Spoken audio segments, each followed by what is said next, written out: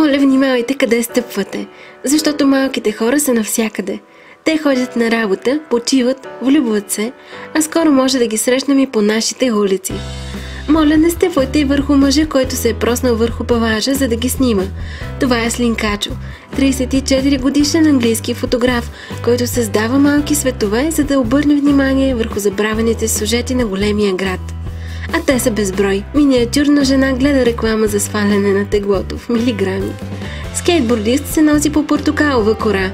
Възрастна двойка наблюдава изложба нахвърлен на земята фас. Всеки малък човек си има своя уникална история на фона на смазващия с големината си град. Слинкачо сътворява брилянтни, емоционално наситени и трогателни инсталации, които предават по-сложно послание за човешкото състояние. Неговото изкуство често е остроумно, но не с единствената цел да бъде такова. Слинкачо, чието истинско име е Стюарт Пантъл, предпочита тихия подход в уличното изкуство. Вместо графити на градските стени, той използва миниатюрни фигурки и реквизит, за да създаде мини-инсталации по плочките на тротуарите. Работите на Слинкачо имат двоен живот, като инсталация и фотография. Той често оставя миниатюрните си сцени на улицата за наблюдателните пешеходци. Елементът на изненадата е от ключово значение. Уличното изкуство може да се задържи в продължение на дни или седмици, но може да бъде и бързо отстранено. За щастие, инсталациите му имат живот и отвъд улицата, в мащабните фотосесии на Слинкачо и в прекрасните му книги. Човекът за Слинкачо е арт-директор в лондонска рекламна агенция и използва странния си прякор, за да се разграничи от работата си. Вдъхновението му идва от неговото детство, когато неговият баща му подарява модел на влак. Той не бил впечатлен от влака, а от миниатюрните фигурки в комплекта. Започва да създава малките светове през 2006 година с фигури от влакова композиция и играчка. Прави над 100 кадъра на всяка сцена, опитвайки се да хване всеки възможен ъгъл, след което избира един, който да разкаже историята по най-добър начин. Всъщност, някои фигури носят атмосферата от средата на миналия век. Това е така, защото те са направени за малки влакови композиции, които ни връщат към добрите стари дни на парните локомотиви. Това е нещо, което обичам да внасям в моите инсталации и снимки. Харесвам усещането за меланхолия. Мисля, че всеки, който живее в големия град, се чувства сам и изгубен в даден момент. Подобно на повечето улични артисти, биографията на фотографа е умишлено неясна. Той казва, че кадровата му коса е това, което му спечелва прякора Слинки, което в крайна сметка се превръща в Слинкачо, когато му потрябва име за фотографския му блог. Той е израснал в малък град на южното крайбрежие на Девън.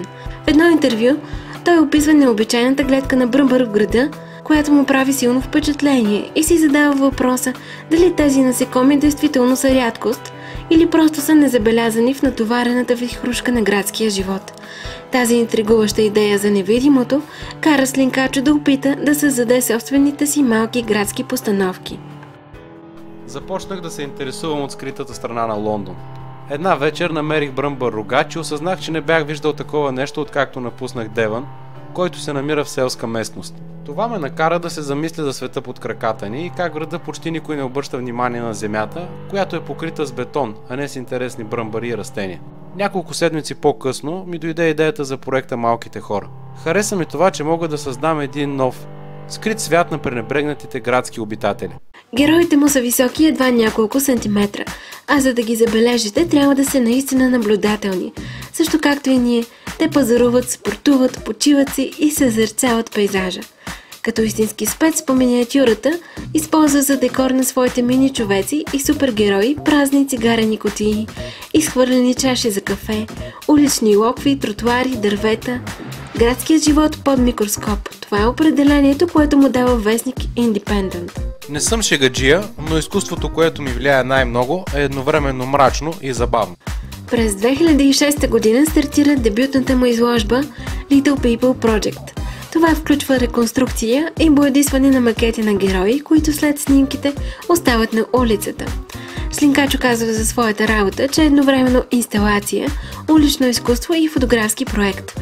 Неговата цел е да насърчи жителите на градовете да отделят повече внимание на заобикалящата ги среда. Сцените, които създавам, добиват по-голяма популярност чрез фотография. Те отразяват самотата и меланхолията на живота в големия град. Как почти всичко се губи в забързаното ежедневие. Но по това винаги има някакъв хумор. Искам хората да са съпричастни с малките хора в моите работи. След като бъдат заснети, миниатюрите са оставени на произвола на съдбата и в ръцете на тези, които им обърнат внимание. За повечето артисти, използващи за платно градското пространство, най-големият проблем е пристигането на полиция точно в най-неподходящия момент и те трябва да зарежат своите графити или инсталации и да бягат. Не е такъв случаят обаче с Линкачо, който специализира в миниатюрната улична скулптура. За него най-големи опасности се крият в уличните чистачи, тежките обувки на пешеходците и гаргите. Не чакам да видя какво ще се случи с скулптурата. Не искам да знам. Истината е, че има някаква тръпка в това да зарежеш творенията си на улицата. Сленкачо няма нищо против да си вземете някоя от неговите миниатюри, ако успеете да ги откриете. Трудна задача, тъй като повечето са не по-високи от 4 см, което е почти невидимо от гледната точка на ходещия. Фигурка на мъж, стоящ до банкомат, е останала непокътната в продължение на 3 месеца. Една от скулптурите ми оживя 3 месеца. Това си е рекорд. Вероятно машината за почистване го е пропуснала. По-често се случва да не ги проверявам. Харесва ми да ги оставям и да не знам какво се случва с тях. Надявам се, че хората ще ги намерят, но част от идеята е, че в същото време могат и да не ги видят. Те могат да се изгубят напълно или да си останат там. Точно заради тази ефимерност на работата си, Слинкачо е превърнал фотографията в ключов момент от метода си. Всичко започна като хоби. Начин да изпускаш парата. Но след това се запалих много по възможностите да разказваш истории с фигурките чрез фотографията. По този начин караш другите да се поставят на мястото на тези малки хора.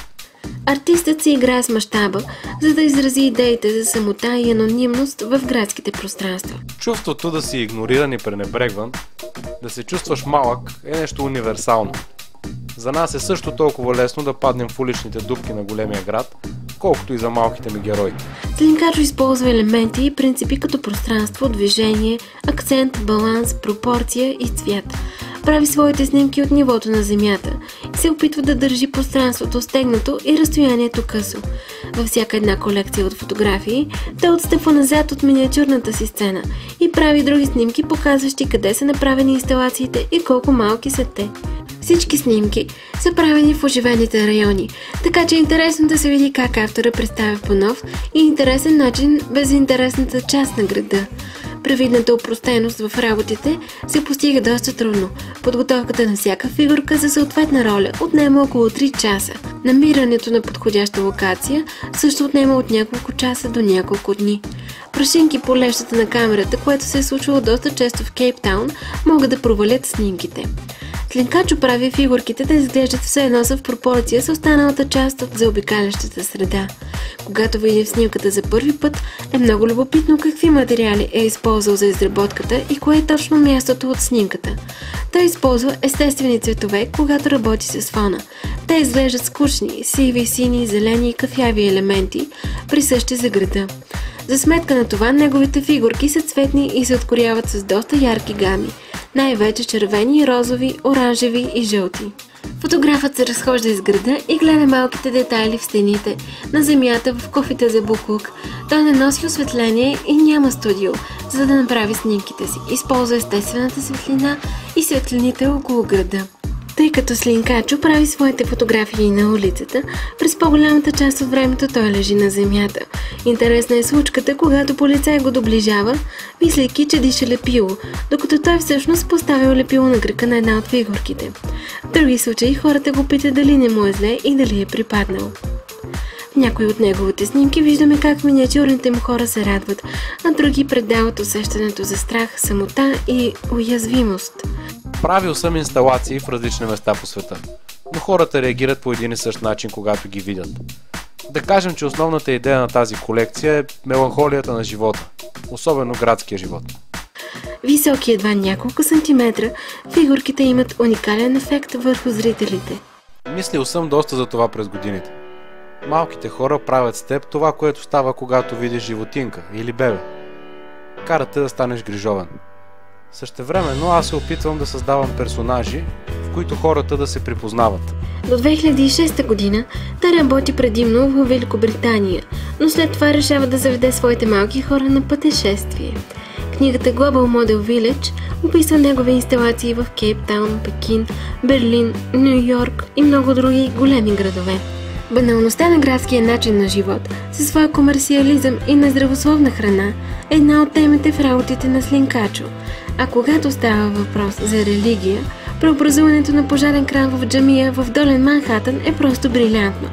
И докато британският художник създава повечето инсталации в Лондон и други европейски градове, неговата снимка Jesus Saves изглежда като хитро наблюдение върху приликите между маркетинговия търговски продукт и религията. Слинкачо изобразява също така агресивните човешки импулси. Животни е прекрасен пример за таланта на Слинкачо при избора на заглавия. Кои са истинските животни в тази снимка? Насекомите или мъжете в униформи, които ги нападат? Идеята за всички инсталации е винаги да има история за това, което прави, но миниатюрите имат сила, която резонира извън малкия им размер. Неговата работа предлага на зрителите по-дълбоко преживяване, което не избледнява, след като тръпката на откритието е преминала.